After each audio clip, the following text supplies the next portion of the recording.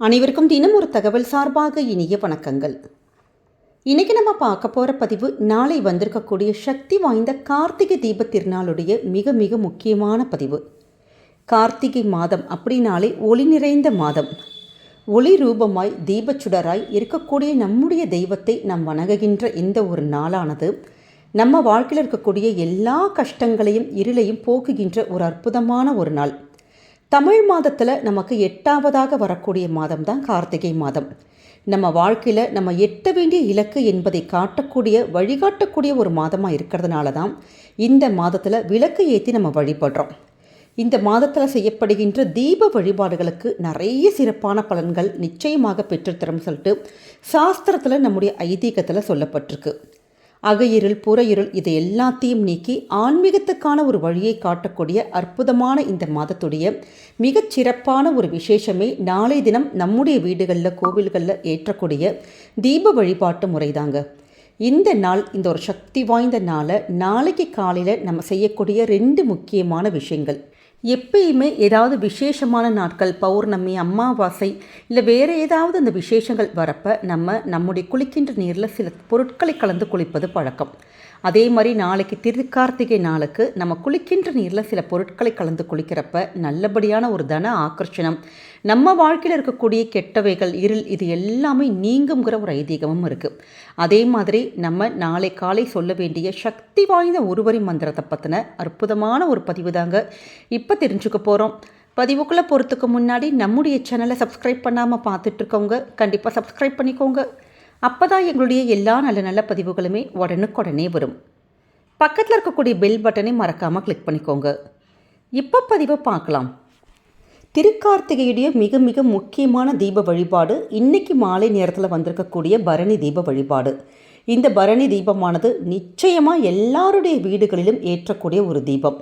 வாழ்க்கையில் யமவாதனைகள் எதுவுமே இல்லாமல் நம்முடைய முன்னோர்கள் ஆசி கிடைப்பதற்கும் நமக்கும் யமனுடைய அந்த பயங்கள் இல்லாமல் நல்லபடியாக வாழ்வதற்கு இந்த ஒரு தீபத்தை இன்றைக்கி மாலையில் ஏற்றுங்க. இது எப்படி ஏற்றணும், எந்த நேரத்தில் ஏற்றணுங்கிற வீடியோ விளக்கம் நம்ம ஏற்கனவே நம்முடைய சேனலில் கொடுத்துருக்கோம். கண்டிப்பாக இது வரைக்கும் நீங்கள் பார்க்கல அப்படிங்கிறவங்க அந்த வீடியோவையும் பார்த்து இன்றைக்கி மாலை நேரத்தில் மறக்காமல் இந்த தீப வழிபாட்டை பண்ணுங்கள். பிரம்மா, திருமால் உட்பட 30 முக்கோடி தேவர்களுக்கும் சிவபெருமான் ஜோதி வடிவில் காட்சி கொடுத்த நாள் தான் திருக்கார்த்திகை திருநாள். நாளைய தினம் திருக்கார்த்திகை தீபம் நம்முடைய வீடுகளை நம்ம ஏற்றி வழிபடுவோம். வீடுகளில், கோவில்களில் உங்களுக்கு எங்கெல்லாம் நம்முடைய வீட்டிலே மொத்தம் 27 விளக்குகள் நம்ம ஏற்றி வழிபடணும். அதற்கு மேலே நிறைய விளக்குகள் நம்ம ஏற்றலான்னா தாராளமாக உங்கள் வீட்டில் எவ்வளோ விளக்கு நம்ம ஏற்றி ஜோதி வடிவமாக நம்ம இறைவனை வழிபடுகிறோமோ அவ்வளோக்களவும் நமக்கு புண்ணியங்கள் தாங்க சேரும். அப்படி நாளைக்கு வந்திருக்கக்கூடிய இந்த திருக்கார்த்திகை நாளானது எப்படி அந்த தீபம் ஒளிர்ந்து நமக்கு அந்த இருட்டையெல்லாம் போக்குதோ அதே மாதிரி நமக்கு நாளைக்கு செய்யக்கூடிய சில முக்கியமான அந்த 2 விஷயங்கள். எப்பயுமே இது மாதிரியான நல்ல நாட்கள், விசேஷமான நாட்களில் நம்ம குளிக்கின்ற நீரில் சில பொருட்களை கலந்து குளிக்கிறப்ப நமக்கு நம்ம உடம்பு, மனசு இது எல்லாமே கிளென்சிங் ஆகி நம்ம வாழ்க்கையில் அடுத்தடுத்து வரக்கூடிய எல்லா நிகழ்வுகளுமே நல்ல நல்ல விஷயங்களாக அந்த இறை அருளாலும் பிரபஞ்சத்துடைய அருளாலும் நடக்கும்னு நம்பப்படுது. அப்படி நாளைக்கு நமக்கு புதன்கிழமையோடு வந்திருக்கக்கூடிய திருக்கார்த்திகை தீப நாள். இந்த நாளில் நம்ம குளிக்கின்ற நீரில் எப்பயுமே அந்த கல்லுப்பு மட்டும், எந்த ஒரு பண்டிகை விசேஷமாக இருந்தாலும் சரி, இல்லை வாரத்துக்கு ஒரு முறை நீங்கள் குளிக்கிறீங்களோ அப்போ கல்லுப்பு மட்டும் உடம்பு குளித்தாலும் சரி, இல்லை மழையாக இருக்குது அப்படிங்கிறவங்க தலைக்கு எங்களால் குளிக்க முடியாதவங்களாக இருந்தாலும் சரி, நீங்கள் கொஞ்சோண்டு கல்லுப்பு மட்டும் உங்களுடைய குளிக்கின்ற நீரில் கலந்துட்டு அதை உடம்புக்குள்ள நம்ம தண்ணி ஊற்றிட்டு கொஞ்சம் தலைக்கு லைட்டாக நீங்கள் தெளிச்சுக்கோங்க. இப்படி நம்ம செய்வதன் மூலமாக நம்ம உடம்புல இருக்கக்கூடிய கெட்ட ஆறாக்கள், கெட்ட கர்மாக்கள் என்னெல்லாம் இருக்கோ, தேவையில்லாத விஷயத்தை எல்லாமே இந்த கல்லுப்பானது நமக்கு அகற்றி நல்ல ஒரு கிளென்சிங் பண்ணி நமக்கு நல்ல ஒரு ரெஃப்ரெஷ் ஆகி நல்ல ஒரு பாசிட்டிவ் வைப்ரேஷன் நமக்கு எப்பயுமே கொடுக்குங்க. அதனால் நம்ம குளிக்கின்ற நீரில் கல்லுப்பு நீங்கள் சேர்ந்து கலந்து குளிங்க. அதே மாதிரி நாளைய தினம் 2 ஏலக்காய் மட்டும் நல்ல ஒரு ஏலக்காய் எடுத்துக்கலாம். இல்லாட்டி ஏலக்காய் பொடி இருக்குது பார்த்தீங்களா, இப்போ முந்தின நாளே கூட நீங்கள் பிளான் பண்ணி ஏலக்காய் பொடி நிறைய வீடுகள் வச்சுருப்பீங்க. அந்த ஏலக்காவோட பொடி கொஞ்சமாக நீங்கள் அந்த குளிக்கின்ற நீரில் நம்ம அப்படி கலந்து குளிக்கிறப்ப நமக்கு வரக்கூடிய அந்த வாய்ப்புகள் எல்லாமே அதிர்ஷ்ட வாய்ப்புகளாக மாறும். நமக்கு அந்த யோகங்கள் எல்லாமே கிடைக்கும். குறிப்பாக மகாவிஷ்ணுவுடையும் மகாலட்சுமியுடையும் அந்த யோகமானது நமக்கு பரிபூர்ணமாக கிடைக்கும். அதனால தான் நாளைக்கு வந்திருக்கக்கூடிய இந்த திருக்கார்த்திகைக்கு நம்ம இது மாதிரி கல்லுப்பு 2 ஏலக்காய், அப்படி ஏலக்காய் பொடி இருக்கிறவங்க ஏலக்காய் பொடி கொஞ்சமாக நீங்கள் கலந்து விட்டு குளிச்சு பாருங்கள். நமக்குள்ள ஒரு பாசிட்டிவ் வைப்ரேஷன், இது மாதிரியான ஒரு ஈர்க்கக்கூடிய ஒரு அட்ராக்டிங் ஒரு பவர் கிடைக்கிறது, நமக்கு எல்லாமே நல்ல விஷயங்களாக நடக்கிறது, இப்படி எல்லாமே நமக்கு நல்ல நல்ல விஷயங்களாக நம்முடைய வாழ்க்கையில் கிடைக்குங்க.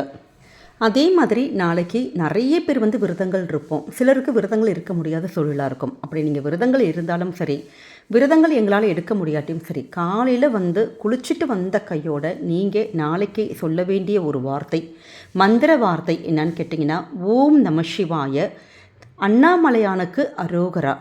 ஓம் நம சிவாய அண்ணாமலையானுக்கு அரோகரா. ஏன்னா எப்பயுமே அந்த நாமத்தை நம்ம சொல்கிறப்ப சில முக்கியமான விசேஷமான நாட்களில் நம்ம சொல்லுகின்ற போது நமக்கு ஒரு அதீத ஒரு பலன்கள் கிடைக்குங்கிற ஒரு ஐதீகம் இருக்குது. இந்த திருவண்ணாமலை அப்படிங்கிற ஒரு பேரை நம்ம நினச்சாலே நம்முடைய வாழ்க்கையில் முக்தி கிடைக்குமா?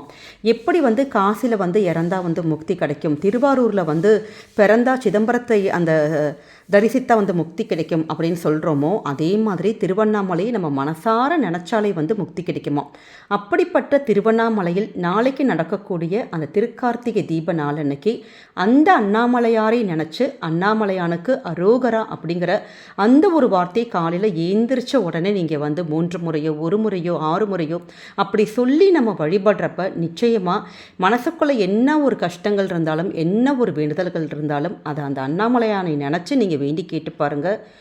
நிச்சயமாக கைமேல் பலன் கிடைக்கும். அடுத்த ஒரு கார்த்திகை உங்களுக்கு இப்போ இந்த திருக்கார்த்திகை இப்போ வந்திருக்கு பார்த்தீங்களா, நீ அடுத்த ஒரு 30 நாட்களுக்குள்ளே அடுத்த கார்த்திகை உங்களுக்கு நட்சத்திரம் வரத்துக்குள்ளே என்ன மனமுருகி நம்ம வேண்டி கேட்குறோமோ அந்த விஷயங்கள் கண்டிப்பாக இறை அருளாலே நடக்கும்.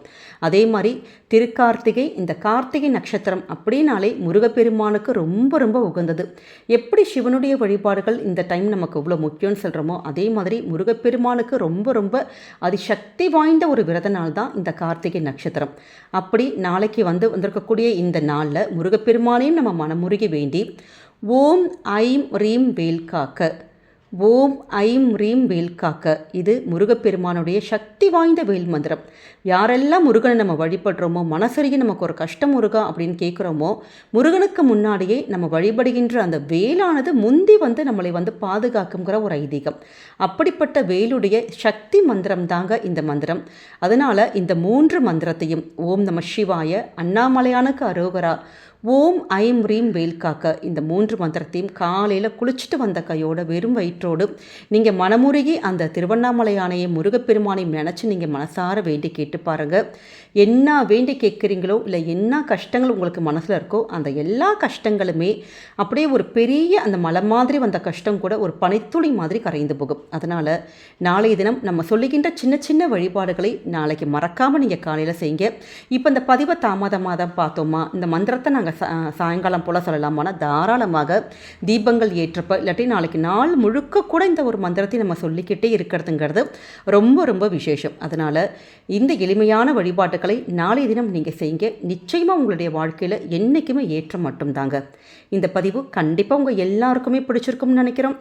நம்முடைய கமெண்ட் செக்ஷனில் உங்களுக்கு பிடித்த சிவனுடைய நாமத்தையோ முருகனுடைய நாமத்தையோ பதிவிடுங்க. கண்டிப்பாக சிவபெருமானுடைய அருளும் முருகப்பெருமானுடைய அருளும் அனைத்து தெய்வங்களுடைய அருளும் உங்களுக்கும் உங்கள் குடும்பத்துக்கும் என்றைக்குமே பாதுகாப்பாக இருக்கும். இந்த பதிவு நீங்கள் பார்க்குறதோடு மட்டும் இல்லாமல் உங்களுக்கு தெரிஞ்ச ஃப்ரெண்ட்ஸ் அண்ட் ஃபேமிலி மெம்பர்ஸ்க்கு ஷேர் பண்ணுங்கள். அவங்களும் இதை பார்த்து பயன்பெறட்டும். நம்முடைய சேனலுக்கு நீங்கள் தொடர்ந்து சப்ஸ்கிரைப் பண்ணி உங்களுடைய ஆதரவுகள் சப்போர்ட்டுகள் என்றைக்குமே எங்களுக்கு கொடுக்கணும்.